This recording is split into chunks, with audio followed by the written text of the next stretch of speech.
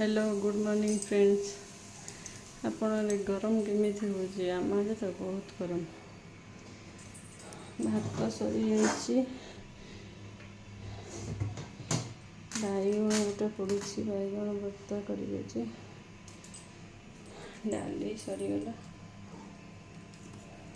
भात डाली सरीगला बैगण पड़ी मिक्स भेज कर परिया पकई सोयाबीन बड़ी पकई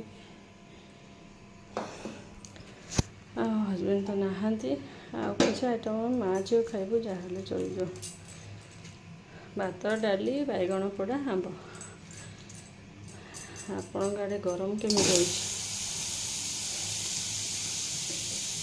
कमेंट माध्यम कहे गरम केमती मत जो जमी आसूँ करुँची खराब छाड़े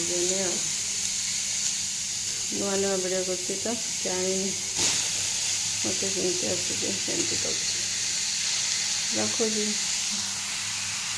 परिया भाजी मसला टे कटी सोयाबीन बड़ी मिक्स कर डाली बैगन पड़ा हाँ गरम जमी हो कहे पुणी काली नुआ वीडियो आसो रखुची।